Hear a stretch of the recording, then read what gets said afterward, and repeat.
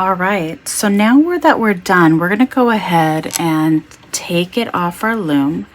Now you have one or two ways you could technically cut it. You don't need to do this, but I don't know. I just find this fun to do. Some days it works better than others. Sometimes I have no choice but to cut it. And there you go. Oops, almost there you go.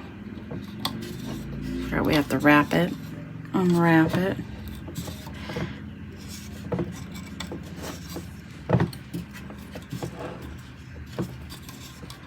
Something's stuck.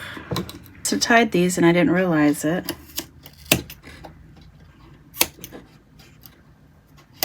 And that one's coming undone.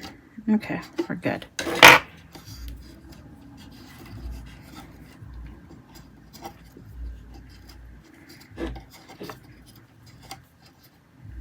All right, so once we have our project off, we want to move that over.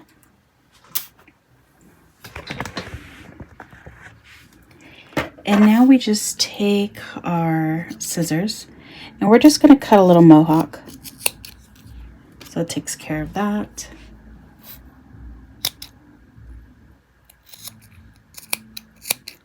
That takes care of that. I want to just kind of put that off to the side. Now, as we were creating this piece, I went ahead and I made some modifications to our color palette. So if you guys want, I already downloaded the new pattern.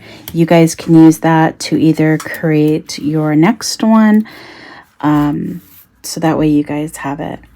It won't match the instructions of this video only because when you recreate a new pattern, it throws the alphabet off. So what the color A might not be the same color A as if you're doing the new one that I just did.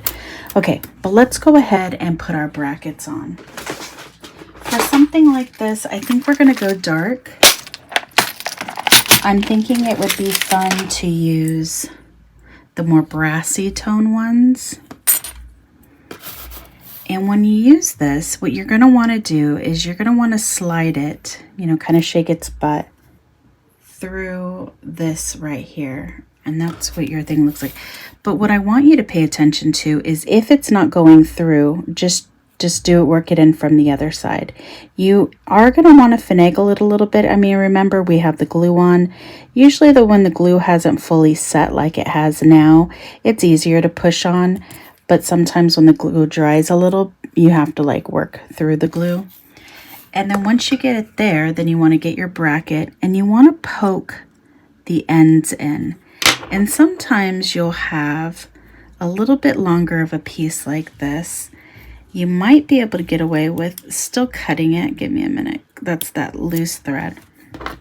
And then you can tuck in the difference.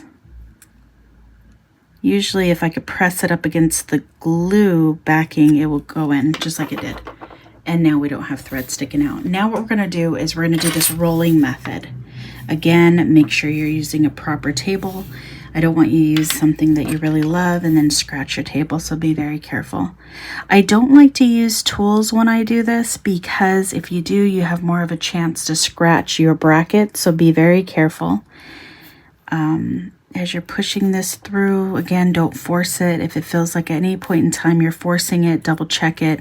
Sometimes you might just have to flip it again and work it from the other end. Once you got that through, you want to push your threads in and then complete that same method. And then there you go.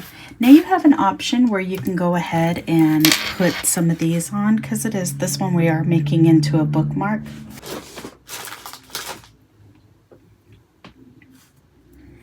I'm going to go ahead and use this color because that's all I have available right now. Obviously, you would use a brass one. I'm only showing you an example of how this would look. But I would recommend if you're going to do something like this, you're going to use the brass colors and the brass thing right there. You're not going to, use two different colors. It would look really tacky. But I'm just giving you an idea of what it would look like if you're creating your piece. I used rhinestones.